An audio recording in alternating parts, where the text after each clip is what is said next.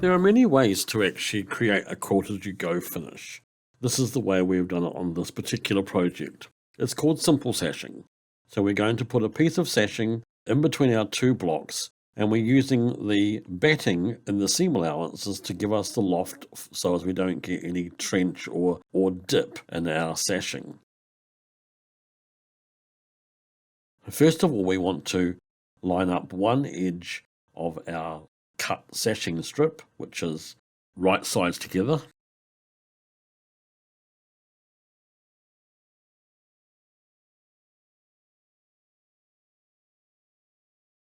And then we want to flip the work over and use the perimeter line of the block to be our guide for stitching. Now we're going to stitch, our needle's going to actually just sit on the left hand side of this outer perimeter line and be our guide for stitching the sashing on. So as we don't see any of the stitching on the right side from the perimeter line from our embroidery. We've trimmed our blocks up so there's 1/2 inch left in the seam allowance. We've left the batting in to give it the same height when the quilt is complete. This technique is done on both short strips and the long strips within the quilt. So we've stitched this on to one side of one of the blocks. Trim our threads off and just check the right side to make sure we haven't got any stitching showing. Now we get our next piece, and that is going to be joined in the same manner. So it will be right sides together.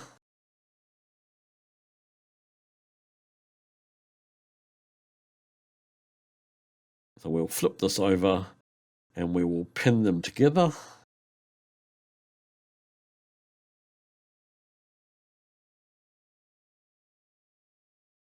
It's important to make sure that the sashing strips are the right length to the block, and so that there's no warping within the seam when we come to actually do our horizontal seams.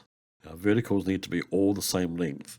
Just keeps the quilt in check and making sure that it looks like it's square and the lines follow through.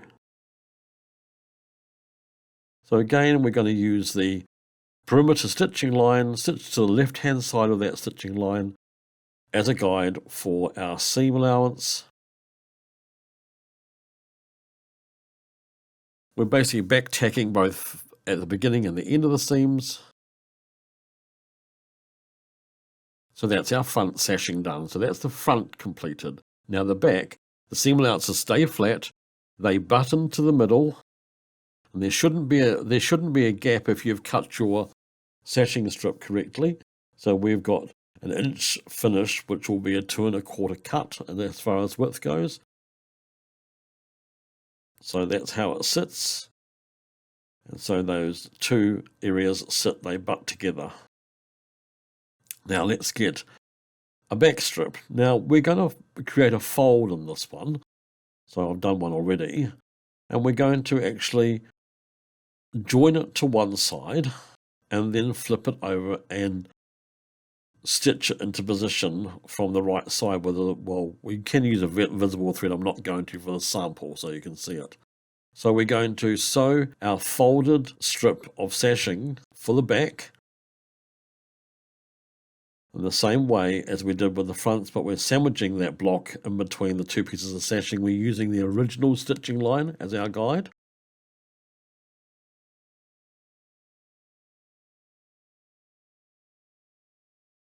So it's all the raw edges together. It's not the folded side, it's the raw edge side.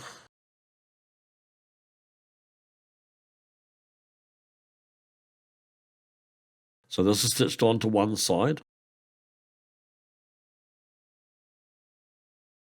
And then it's folded over. Give that a light finger press. And it's cut so as it's just enough, like it's 3 millimeters or a good 1/8 of an inch past that stitching line, so as that we can catch it by stitching in the ditch from the right side. Pop some pins in just to stop it from moving. You can use a webbing tape, a glue stick, a craft glue stick. You can do anything to actually stick that down so as you can get it in the right place. But if it's been correctly stitching the ditch against the edge of the white sashing on the front should catch that folded edge quite nicely. We use a monofilament generally when doing this technique, but for today I'm just using a plain white thread so you can sort of see what I'm doing a little bit more clearly. It is easier that you stitch with the stitching line for stitching in the ditch to the left hand side so as that you can reach your hand underneath and pull out that sashing should you need to.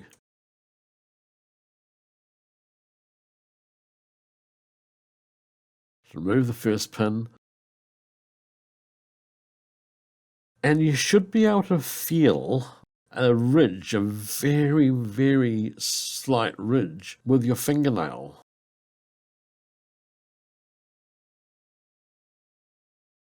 Should be able to feel that. So just along there, you can actually feel it with your nail, so you know that you're catching something. Remove that next pin. I keep on checking to make sure it's all sitting in position because I don't want to have any gaps left.